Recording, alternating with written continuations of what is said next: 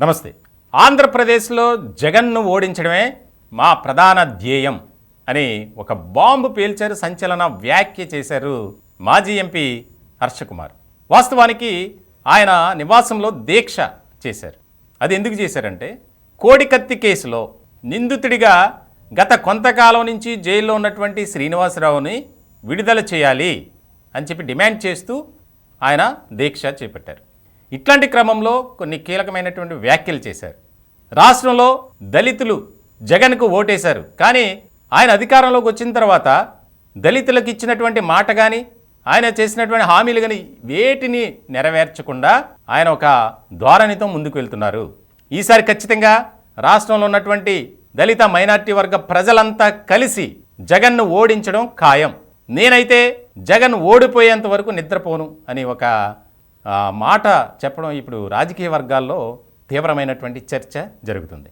వాస్తవానికి గత కొంతకాలం నుంచి ఆయన సైలెంట్గా ఉన్నారు. ఈ మధ్య బయటకు వచ్చి మాట్లాడుతున్నటువంటి క్రమంలో ఇటీవల కాలంలో లగడపాటి రాజగోపాల్ కూడా హర్షకుమార్ని కలిశారు. ముఖ్యంగా దళితులను అడ్డుపెట్టుకుని వారి ఓట్ల ద్వారా అధికారంలోకి వచ్చినటువంటి జగన్ అధికారంలోకి వచ్చిన తర్వాత మాట మార్చారు.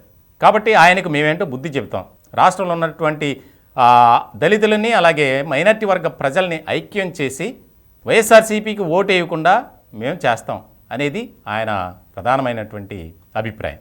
ఇట్లాంటి క్రమంలో ఇంకొక వివాదాస్పదమైనటువంటి వ్యాఖ్య కూడా చేశారు.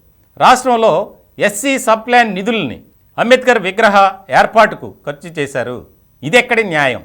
ప్రభుత్వానికి అంత చిత్తశుద్ధి ఉంటే ప్రత్యేకంగా నిధులు కేటాయించి దాని అభివృద్ధి కోసం ఏర్పాటు కోసం చేయాలి తప్ప దళితుల కోసం కేటాయించినటువంటి నిధులను అంబేద్కర్ విగ్రహ నిర్వహణకు ఏర్పాటుకు ఖర్చు చేయటం ఏంటి అనేది ఆయన ప్రశ్నించారు.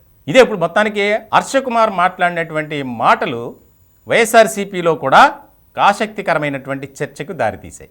వాస్తవానికి గత కొన్ని రోజుల క్రితం కొంతమంది దళితులు ఏకమై వైఎస్ఆర్సీపీలో ఉన్నటువంటి వారు ఒక సమావేశాన్ని ఏర్పాటు చేశారు. దానికి హర్షకుమార్ కూడా ముఖ్య అతిథిగా విచ్చేశారు. కోనసీమ ప్రాంతంలో జరిగింది అనేది ప్రచారం జరిగింది. అది ఎంతవరకు వాస్తవమా కాదా అనేది పక్కన పెడదాం. కానీ ఆయన ఇప్పుడు డైరెక్ట్గా చేసినటువంటి వ్యాఖ్యలు ఏవైతే ఉన్నాయో అవి మాత్రం రాజకీయ వర్గాల్లో ఒక చర్చ జరుగుతుంది. అంటే వైఎస్ఆర్సీపీకి దళితులు ఓటేయకుండా చేయడానికి ఈయనేం చేయబోతున్నారు? మరి వైఎస్ఆర్సీపీకి సపోర్ట్ చేయకపోతే ఏ పార్టీ వెంట నడుస్తారు దళితులు మైనార్టీ వర్గ ప్రజలు అనేది ఇక్కడ కీలకంగా మారినటువంటి అంశం.